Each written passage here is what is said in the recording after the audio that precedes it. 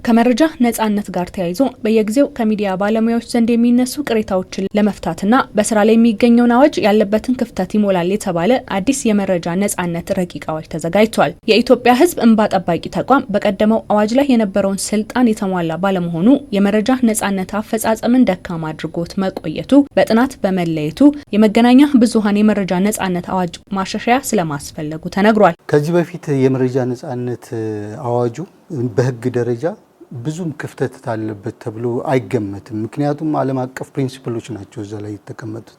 ነገር ግን ብዙ ክፍተት ያለው ካፈጻጸሙ ህጉ የሚለውና ታች ያለው ወርዶ መረጃ ጠያቂ በሚሄድበት ጊዜ ያለው አፈጻጸም እጅግ ውስብስብና አስቸጋሪ ነው። ማግኘት የሚገባውን መረጃ ማግኘት ባይችል ለእንባ ጠባቂ ተቋሙ ያመለክታል። ከዛ በኋላ በአንድ ወር ጊዜ ውስጥ እንዲያገኝ የሚያደርግበት አግባብ ነበረ። ይሄ ብዙ ጋዜጠኞች ብዙ ሚዲያዎች እዛ ድረስ አይሄዱም። ምክንያቱም ዜና በራሱ በጣም ወቅታዊነት ያለው የሚያሯሩጥ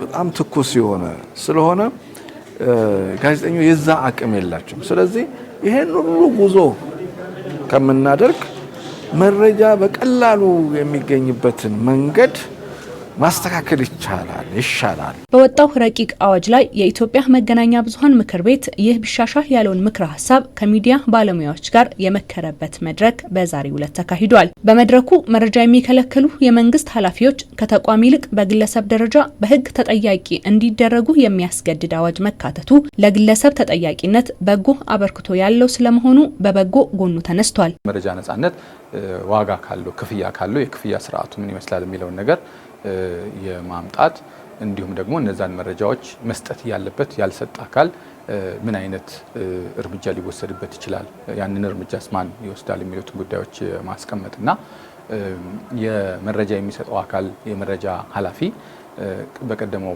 አሁን ለምሳሌ በህግ በስራ ላይ ባለው ህግ የህዝብ ግንኙነት ባለሙያ የሚለውን የመረጃ ኃላፊ ብሎ ከመረጃ ጋር እነዛ የሚሰጣቸውና ሊንከባከባቸው ወይም ደግሞ በትክክል ወቅቱን የጠበቀ ጥበቃና ጋዜጠኞችን ጨምሮ ማንኛውም መረጃ ፈላጊ ወይም ሰነድ ፈላጊ አካል ሲጠይቅ ተዘጋጅተው ሊጠብቁ የሚገባቸው መረጃዎች የበለጠ ዝርዝር አድርጎ የማስቀመጥ ጉዳዮችን ማስቀመጥ ነው። ለሚጠየቁ መረጃዎች የሚሰጠው ቀነ ገደብ ከ10 ቀናት ወደ 48 ሰዓታት የሚያወርድ አዋጅ የተካተተበት ረቂቁ ከቀደመው የተሻለ ቢሆንም ከመረጃ ፍጥነት አንጻር ግን በቂ እንዳልሆነ ተመላክቷል።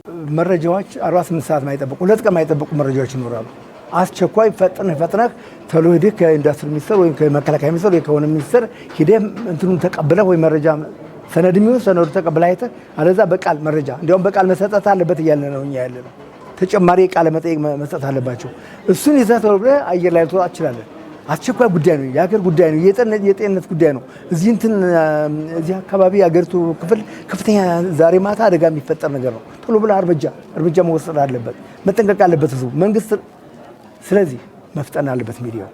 ስለዚህ እድሉ ቀኑ መረጃ የሚያገኝበት ገደብ ምላሽ የሚያገኝበት ከ48 ሰዓት በታች ሊሆን ይችላል መሆን አለበት ብለን እኛ ጥሩ ነው። ይህም ከ10 ቀን ወደ 48 ሰዓት መምጣቱ ግን በቂ አይደለም የሚል አቋም አለ። በረቂቅ አዋጁ በከልካይነት በርካታ አንቀጾች መቀመጣቸውና አንዳንድ ሀሳቦች ለብዙ ትርጓሜዎች መጋለጣቸው በመድረኩ የተነሳ ሲሆን ለአዋጁ ግብዓት የሚሆኑ የማሻሻያ ሀሳቦችም ቀርበዋል። አሻሚ አምታች የሆኑ ኃላፊነቶችን የመስጠት ወይም ደግሞ ክልከላዎቹ በትክክል የተቆጠሩ ጉዳዮችን ከመዳሰስ ይልቅ በጣም ጥቅል የሆኑ ጉዳዮች ምን እንደሆኑ ለመዘርዘር የሚያስቸግሩ ነበሩ። ስለዚህ ቋንቋዎችን ድጋሚ የማፍታታት ወይም ደግሞ ዝርዝር አድርጎ የማስቀመጥ አንዳንዶቹ ደግሞ የጥቅል መብቱ ተቀምጦ እነዛን መብቶች ተግባራዊ ለማድረግ የሚወሰዱ ስነ ስርዓታዊ እርምጃዎች ግልጽነት የጎደላቸው ወይም ደግሞ ኃላፊነቱ ለማን እንደሆነ እነዛን ጉዳዮች ማድረግና ለማድረግ የሚያስከትላቸውን ኃላፊነቶች ደግሞ በተለይ ይሄ ቅጣትን የተመለከተ አስተዳደራዊና የህግ እርምጃዎችን የተመለከቱ ክፍተቶች ነበሩ። እነሱን የማሻሻል ጉዳይ ነበረ። ሌላው መረጃ ላለመስጠት የሚቻልባቸው ተብለው የተቀመጡ ቅድመ ሁኔታዎች መብዛታቸው ለተግባራዊነት ስጋት እንደሚሆንም በውስንነት ተቀምጧል። መረጃን የመስጠት ነው ኢንቴንሽኑ መነሻው ዋናው መረጃ ዜጎች ማግኘት አለባቸው።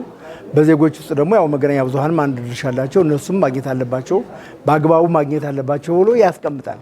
ነገር ግን እሱ ሆኖ ሳለ ዓላማው መነሻው በጣም ብዙ ከልካይ ነገሮች አሉት። ብዙ ካልሆነ ኢንቴንሽኑ መነሻዊ ከሆነ ጎጂ ካልሆነ ወዘተረፈ የሚሉ ቃላት ተቀምጠዋል በየአንቀጹ።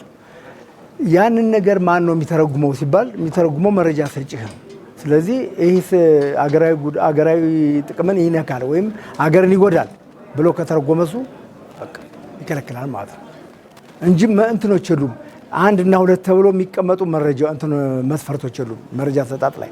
እሱ በጣም ከፍተኛው ችግር እሱ ነው። በአዲሱ ረቂቅ አዋጅ ላይ ሌሎች ውይይቶች በቀጣይ የሚደረጉ ሲሆን በውይይቱ ላይ ከተለያዩ የሚዲያ ተቋማት የተውጣጡ ጋዜጠኞችና የሚዲያ ባለሙያዎች ተሳታፊ ሆነዋል።